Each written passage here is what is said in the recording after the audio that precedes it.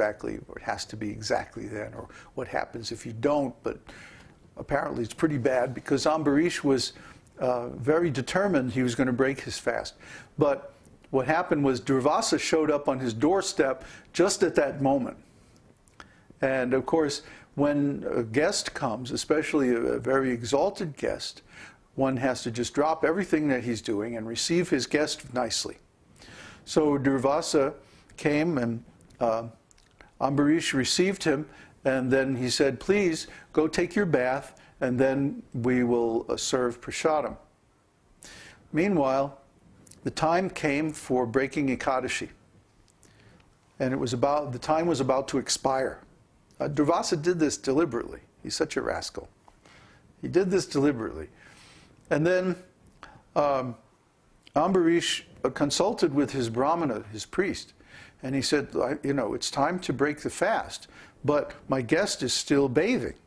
He was like, you know, Shiva, Namo Shivaya, taking his sweet time, right? And just knowing that the Vaishnava, like Ambarish, would be placed into difficulty this way. There's still so much enmity between the Vaishnavas and the Shaivites in India. It's crazy, but that's the way it is. So Ambarish asked his priest, what should I do? And the priest said, well, if you drink water, then that would be breaking the fast, but not breaking the fast at the same time, because you're not taking solid food. So King Ambarish sipped some Caitanya-caritāmṛta, some water that had been used to bathe the deities. And in that way he broke his fast, Ekadashi fast. So then Durvasa appears and he's furious. You broke your fast, huh? While your guest was taking bath. This is in violation of the codes of receiving brahmana and all this. And he began to rant and rave. And he offended King Ambarish. He was going to curse him. And at that moment, the Vishnu's wheel, the chakra, appeared and began to chase Durvasa Muni. And Durvasa, he went from this planet to that planet, to all the heavenly planets. He approached King Indra, he approached Lord Shiva, he approached even Lord Brahma, and they all said, I'm sorry, there's nothing we can do. It's Lord Vishnu's chakra. You better go see Lord Vishnu, you know, that's your only hope. So he even went to the Satyaloka planet. And within this universe, there's a planet, a transcendental planet, where Lord Vishnu appears. And he went to Lord Vishnu and he said, Lord Vishnu, please save me. Call off your chakra. You know, this Sudarshan chakra is so strong, it would kill anybody. It's the wheel of time. And Vishnu said, you know, what can I do? You offended the lotus feet of a Vaishnava. The only remedy is to go back to this Vaishnava and take shelter of his lotus feet. Take shelter of his lotus feet means you become his servant. Okay?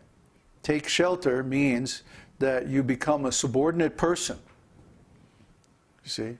How can you take shelter of someone if you're the same or greater? You cannot. You can only take shelter if you are less.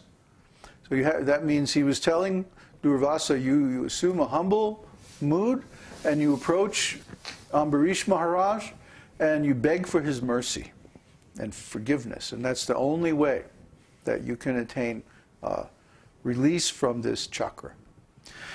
So, of course, then he immediately went back to Bharatvarsha, where Ambarish Maharaj was then. Ambarish, all this time had been fasting, waiting for him to come back. So just see Ambarish's very nice character. And so Durvasa Muni surrendered to his lotus feet and became like his disciple, like his servant, and said, please instruct me what I did wrong. And Ambarish was very mild, and he says, well, I don't take any offense, but Lord Vishnu can never tolerate to see one of his devotees offended. And so he sends the wheel of time The wheel of time is the ultimate weapon of the Lord. He says in Bhagavad-gītā, I am time, destroyer of the worlds. So everything in this material world is destroyed by time. If Vishnu does not release you from the wheel of time, samsara, then you cannot get relief from this material existence. So the moral of the story is, if that one offends a Vaishnava, especially a pure Vaishnava, guru, then the only remedy for this offense is to take shelter of that Vaishnava. You cannot go to the demigods, you cannot go to the previous acharyas, you cannot go to the sadhus, you cannot go to any other authority, even the Lord himself will not give you shelter. You have to go back to that Vaishnava whom you offended and take shelter of his lotus feet, become his servant, and take instruction to correct the offense. So if someone takes shelter, or especially takes initiation falsely, and then with no intention of actually being a servant of their guru, especially if they take initiation with the intention to disrupt or try to take over the guru's mission or anything like that. This is a very serious offense. My Godbrothers, there was a coup in ISKCON, an internal coup, where Srila Prabhupada was actually voted off of the board of directors of North American ISKCON in 1969. Between 1967 and 1969, this coup took place. And Srila Prabhupada's instruction, which he recorded in a document called the Direction of Management, was completely ignored, never implemented by the GBC. Even though this was supposed to be the charter for the GBC, how everything was to be organized, it was never done. And this is a great offense. This is like the greatest offense for the disciples of the spiritual master not to follow their own spiritual master's direct order for how his mission should be organized. You know, Prabhupada used to say, if I ask for water and you give me milk, are you serving me? Huh? I'm thirsty. I want water. I don't want milk. Milk is too heavy. If you're very thirsty and you drink milk, you become even more thirsty. So water, even water with a little lemon in it, is very refreshing when it's very hot and you're thirsty. So if I ask for water and then you bring me milk, saying, oh, milk is better. See, it's more expensive and so on, more nourishing. No, that's not service. That's not service. That's insubordination. Prabhupada also said, his mood was that the order of the spiritual master should be like the order of a military commander in the army. Military commander in the army gives an order, you go there and fight. And the soldier says no, he can be shot. In time of war, martial law, they have, you know, the troops are fighting on the front, right? And in the back they have the military police. And their orders are, you see anybody running, they're shot. Immediately, no trial, nothing. You run away, bang. So, the order of the spiritual master should be like the order of a military commander on the battlefield. That was Prabhupada's mood.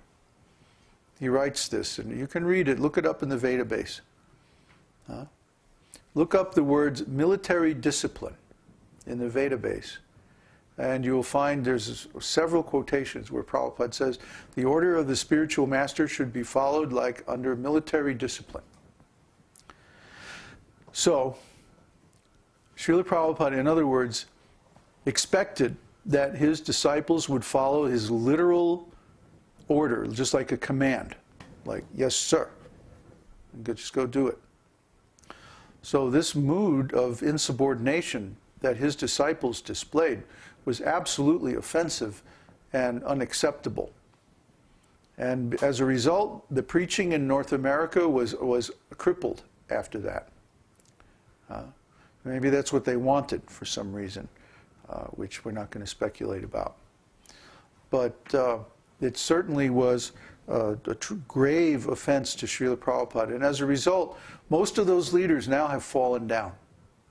Most of the men who made that decision, who took that vote, are no longer devotees. In fact, most of them are dead. And if you see, the chakra, the wheel of time. So if you see, there are so many devotees that accept these different understandings, like the Ritvik theory or the GBC two-thirds vote guru theory, or now they have the GBC no objection